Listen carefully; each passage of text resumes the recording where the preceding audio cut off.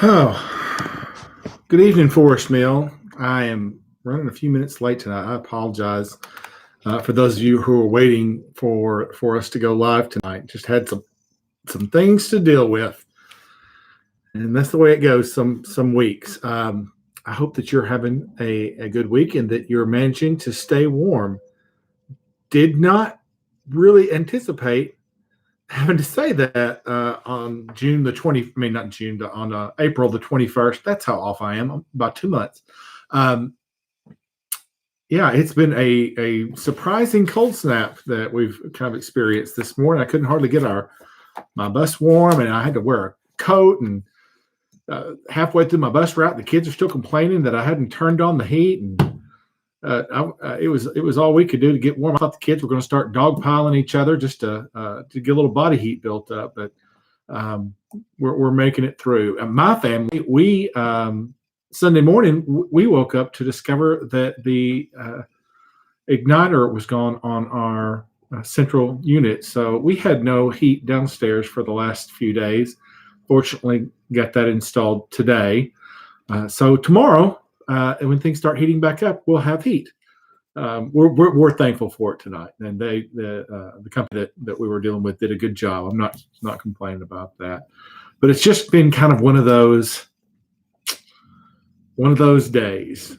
Maybe you have one of those days too, where just things just haven't been going the way anticipated going, and you end up having to pay for repairs or deal with drama in your family life or at work, or you're just kind of ready for it to be over.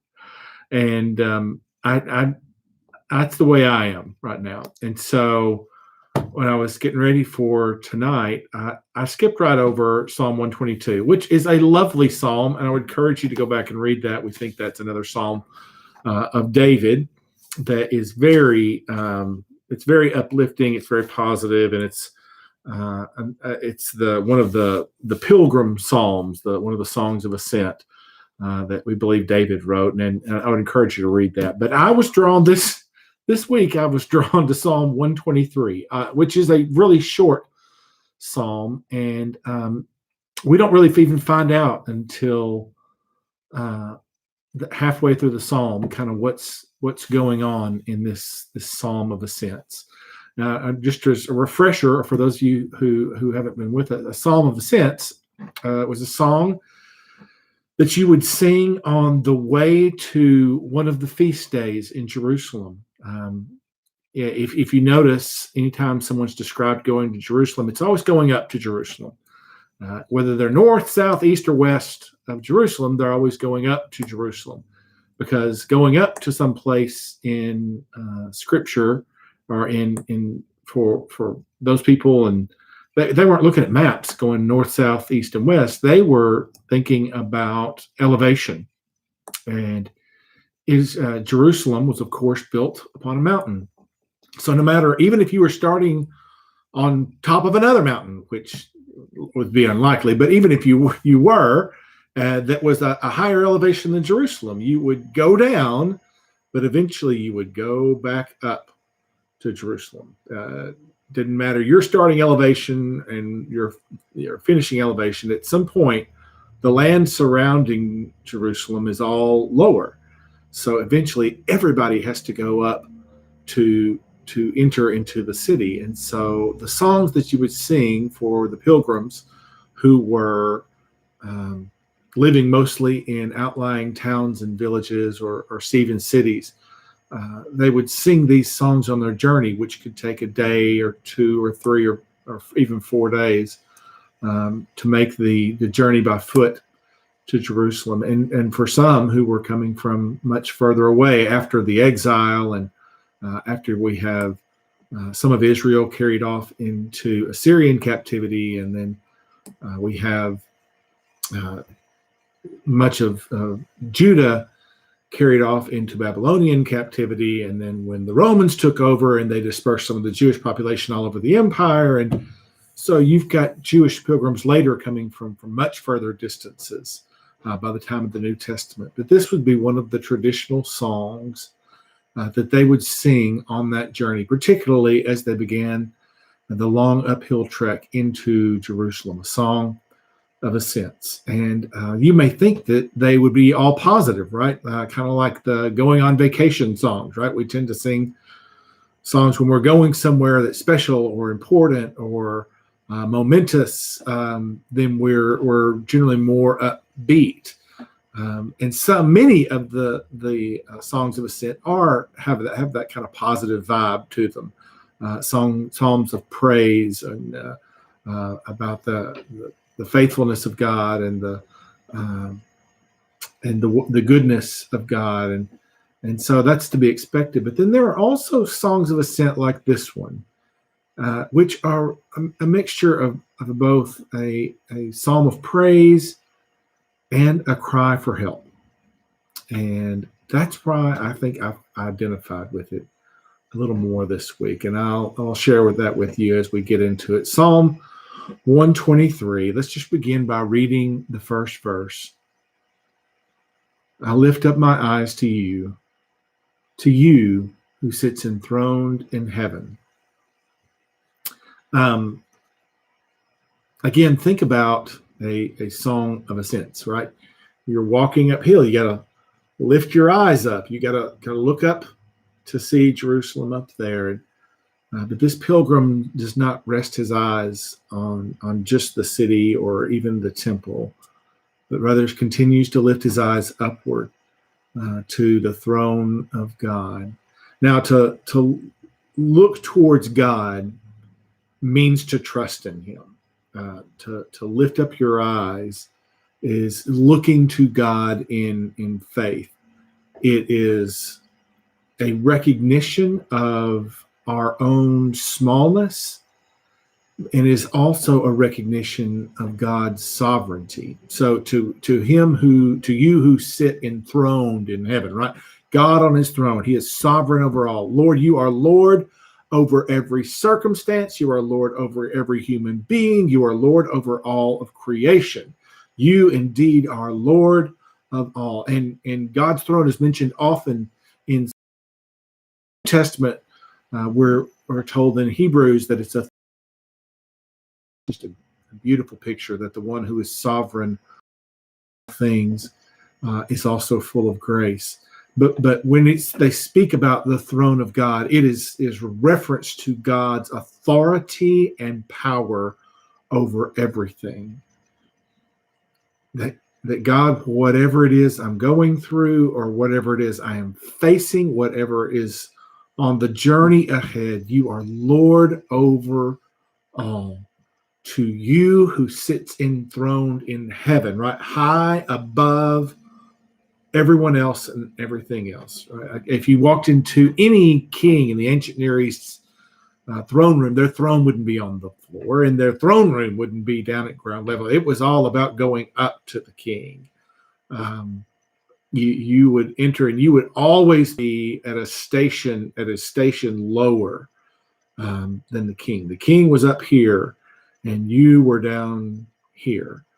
Even in, say, medieval Europe, we see examples of that, and much of that was even adopted by the early church when they began to build church buildings. You'll notice how to be an authority, the speaker would be the one in authority. So you see stages or daises up at the fronts of church buildings and elevated pulpits, and our church is pretty modest on both fronts. Not a lot of pomp, not a lot of elevation, because we don't have a high view of power the way that someone, say, who was raised in a traditional Roman Catholic background would, in which many the greatest cathedrals, you'll see that the speaker has to go up sets of stairs to take their position to speak or to lead prayer or to preside over the communion or the Eucharist, or to go up those steps was to have authority over. So when this psalmist is talking about how God is enthroned in heaven, it's not just a reference to heaven versus hell. It's more a reference to elevation, right? Back to elevation. That God sits way high up. The heavens or heaven was not was the skies above the skies, right? You've got the heavens around us, the air we breathe, we're above the earth, and then you've got the higher heaven where you get like the clouds and the blue sky, and then the higher heavens, the third heavens, where you get sun, moon, and stars, right way out there, and then God's throne is in heaven, and often depicted as being, the heaven even above all of that. That God's throne is indeed high above all else. So when we lift up our eyes in faith, it is not just to someone or something or a power, but the someone who is the power, who sits enthroned above all, has authority over all, power over all. That's the benefit of being one of God's people. It is also a commentary on the circumstances that are going to be stated later on. Generally, when you're lifting up your eyes to God's throne, it's to ask for help, because whatever it is you're facing or dealing with is too big, too strong, too powerful for you to deal with it. You've got to have a bigger power, a greater power. And so that's a little bit of foreshadowing, even though it's really subtle, but it's a little bit of foreshadowing that, things are not all hunky-dory right now for the psalmist. All right, verse 2. As the eyes of slaves look to the hand of their master, as the eyes of a female slave look to the hand of her mistress, so our eyes look to the Lord our God till he shows us mercy. Now, this is one of those verses that can be a little difficult for us to stomach. These references to, like God is a slave owner, and we're slaves. Oh, that just sounds terrible, particularly in the Western world, not just the U.S., but Europe as well, with how slaves were procured and how they were treated and how they were thought of. We got all of that as a background. But this is not that sort of slave. Slaves in the ancient Near East were rescues. People would sell their children into slavery when they did not have the food or the means to provide for their children. When their children were going to die, if you cannot feed them or protect them or provide for them, what you would do is you would sell them, and they would just be lifelong servants of their master. So to reference God as a master, or even here a mistress, a female, as a slave looks to its master, literally same word, female version, female slave and mistress. So God is depicted as this slave owner, and we're like the slaves in this little word picture. It's not a reference to God being a tyrant who thinks nothing of human life, but rather of someone who has gone to great expense to save human life. Right? He has thought enough of us to rescue us from certain death. So that's a better understanding, a better background for reading this particular verse 2. And it talks about how the eyes of the slaves look to the hand of their master. A master would not always give out verbal communications, especially if you're in the midst of working, or if you're in a situation where it's difficult to be heard, or whatever it may be. There were a series of hand signals. In Eastern countries, masters often commanded their servants by means of of hand signals. And so a good servant would be watching their master's hand, not their mouth, not their body language, not what you're just watching their hand, because their hand will tell you everything they need to do, that you need to do. And so would give you directions for your work. But the master's hand was also the hand of provision, the hand that would give them what they needed for the day. Out of the master's hand comes everything you need, including protection. A good master, and certainly we would say God is likened to not just a good master, but the good master. A good master would provide, but would also protect their charges. The New Jewish Publication Society reads this particular verse as they follow their master's hand. Right, you're just at the beck and call of this master for everything, whether it is instruction or provision or protection. Everything flows out of the master's hand. So God's feeble remnant of people, and that's what we think this was probably written to the context for this. We don't have a specific context for Psalm 123. We everything's going to be conjecture or a guess. Some have proposed that this psalm might have been written when they were under Babylonian siege, and we know that the Babylonians set up outside Jerusalem were contemptuous of Israel, and that they were taunting them. You can read about that back in Isaiah 36 and 37. So that might have been the case here, or it could also be after they returned from Babylonian captivity, after the remnant returned from Babylonian captivity. And we know that the people who were living around them would ridicule them quite a bit. And so if you are weakened, and that appears to be the state that the psalmist is referencing, that they are a nation are greatly weakened at this point, entirely dependent upon God. Even then, there's not a spirit of fear here. That's not what we're reading in this psalm. It's not a fearful psalm. It's a psalm of expectation that things are bad and things are really hard, but we fully expect, because of this relationship we have with God, we fully expect him to come through for us, to provide, to deliver, to bring salvation, right? So that's what we're looking to in faith to the master's hand here. All right, verses 3 and 4. Let's just read those together.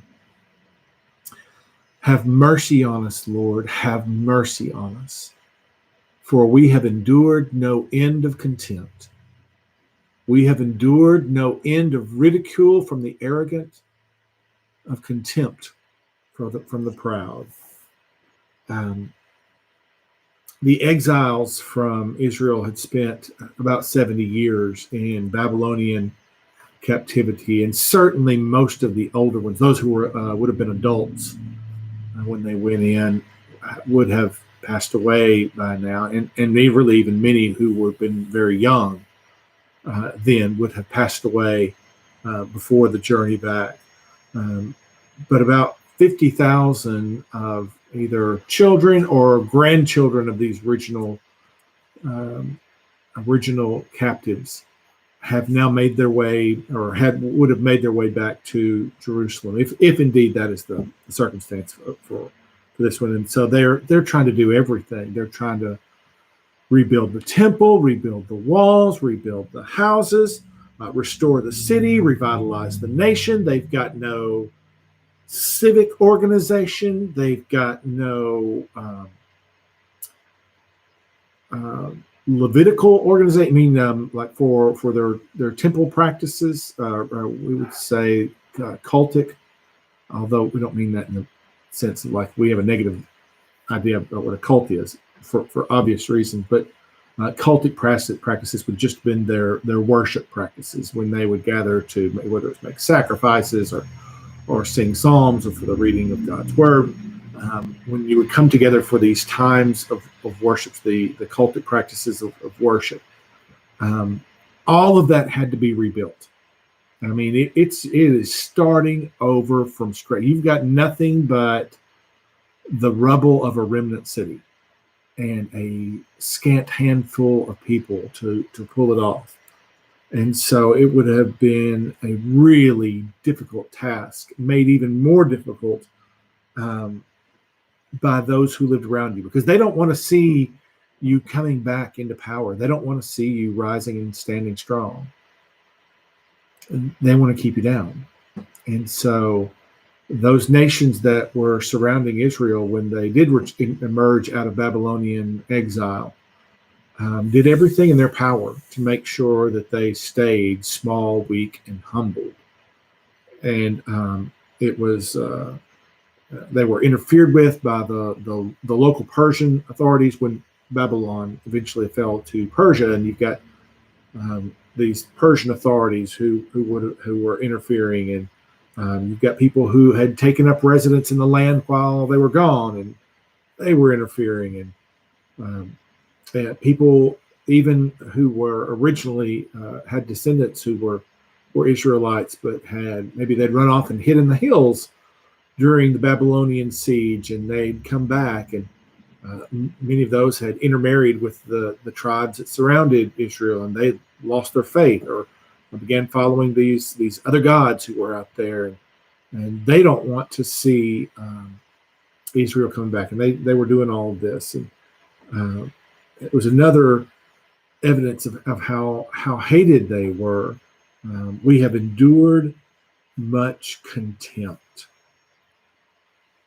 but God chooses the despised things of the world to demonstrate his power. 1 Corinthians 1:28. So being despised, being ridiculed unjustly without cause, without merit, that is it's really hard, right? Maybe you've had to go through something like that. But we can trust that God is faithful, that he will stand by us, and that in the end, he will demonstrate his authority over all. So I hope that this study tonight has been helpful to you. It's just been a great boon to me. I needed to hear it tonight. I hope it has been good for you as well. And just ask that God's blessing be added to the study of his word this evening. And may God bless you this week.